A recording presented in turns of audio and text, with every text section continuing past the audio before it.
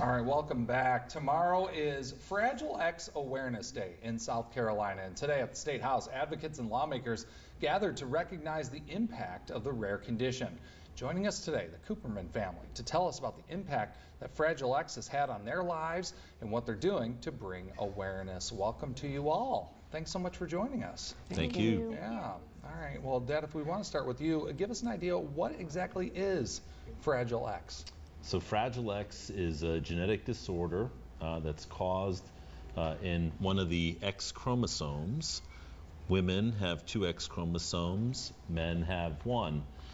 Basically, there is a repeat that takes place that causes an issue with protein development, and this ends up resulting in learning challenges, sensory integration, and higher levels of anxiety.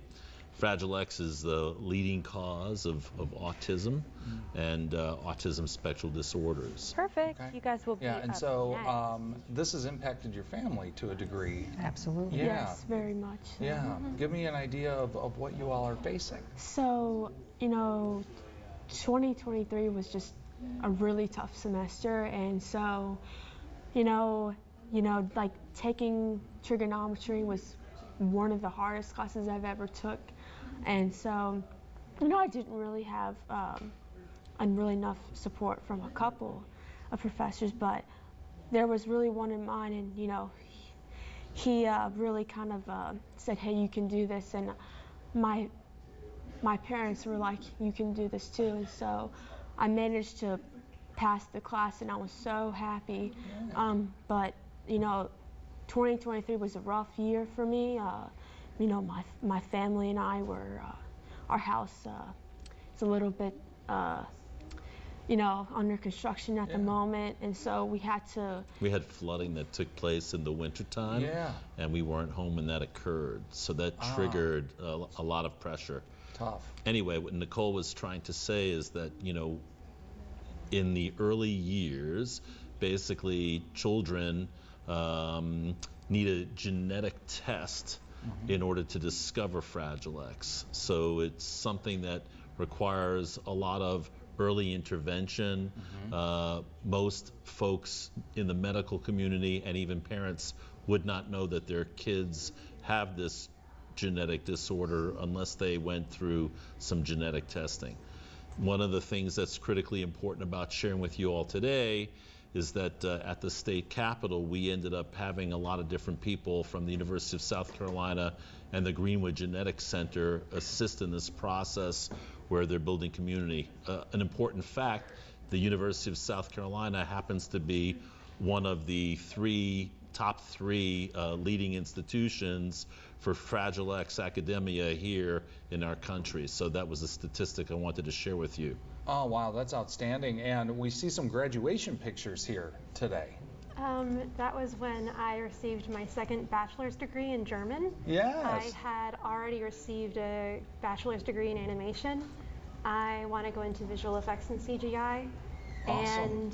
And when grad school didn't really work out, I decided to go back because I've always wanted to minor or major in German, but I couldn't minor because of the timing.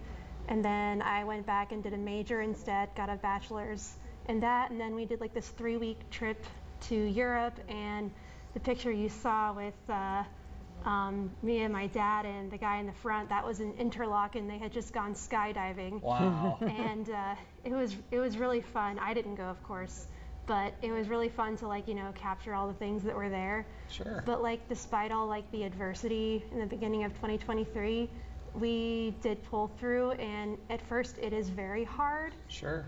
Especially with kids who have autism spectrum disorders. And the environment is the hardest thing to adjust to, even for me. And it's all about finding the resources to help kids get through the harder hurdles that they can't jump over very well. Yeah. And it's important to talk about it and research what you need to do in order to find the correct resources. Yeah. Yeah, I think too, identifying, what you're dealing with in the first place is, like you say, you're able to figure it out through genetic testing, but otherwise you wouldn't necessarily know what you're dealing with. But with information and with knowledge, becomes at least a baseline or a place of power where you're able to deal with this and learn how to cope. And I'm sure it's an ongoing process. Absolutely. It takes a village. Yeah, You know, it does. it's, like having my parents here today, I really couldn't have done it without them. And tomorrow's my grandma's birthday, so I wish her a happy birthday I tomorrow. love it. So, without the support and guidance for parents with children or without who have Fragile X, it's really hard to try and figure out what they're capable of doing. So I'm really thankful for my parents for providing the support. So, Mr. Gregg, one of the things that we critically want to share is that early intervention is critical. Yeah. So, physical therapy, speech therapy, occupational therapy in between, years 0 and 3, critical as you start to enter into the elementary school through K through 12 platform. Basically, you want to have an IEP, an individual educational plan, and then you have to have the strength and courage to work hard and create partnerships with a lot of different folks to go ahead and build adaptations to the school platform for these kids to have an opportunity to succeed. And what's been a blessing is we've been really gratified by developing a lot of different relationships with a lot of different people to assist in that process. So there are many angels out there that have helped our children and many other children, but we continue to strive to build awareness on this subject matter. And that's what leads us to the event at the State House. What does it mean to be able to go there and raise awareness in this way?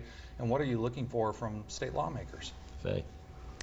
So what we do is every year the governor of South Carolina signs off on the proclamation for the South Carolina Fragile X Awareness Day. And we invite everybody who's impacted by Fragile X to attend the event at the State House.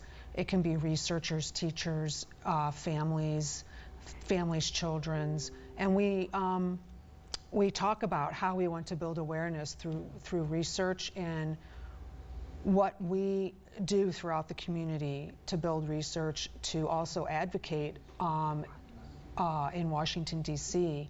for special needs children, and talk to our congressmen and our state's senators To get funding, Sure. for NIH, CDC, and the DOD. Yeah.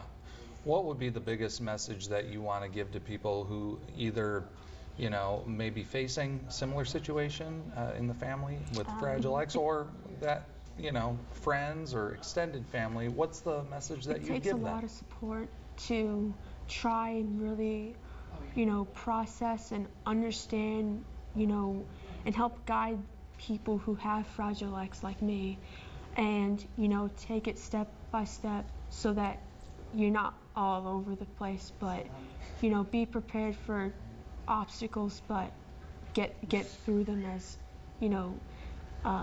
timely as you can, so that you can have a good future.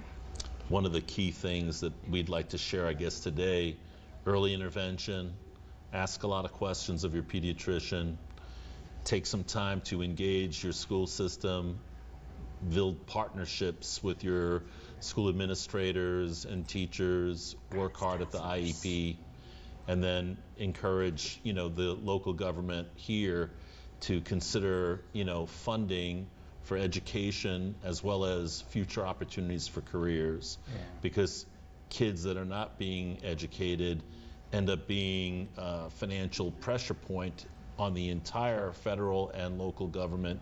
And these kids do have the capacity to succeed if provided, incredible infrastructure, and that's really been incredible. Did you want to share something? I mean, it's just important to really advocate constantly. We're constantly advocating, whether it's at the school level, whether it's at the federal level, whether it's just on a day-to-day basis, Yeah. And well, Greg, so this has been the 20th year that our family has been involved with this. So we moved here from Chicago in the 04 timeframe, and we've been championing this effort with a lot of other folks. So it's not just the Cooperman family only that we're speaking on behalf of.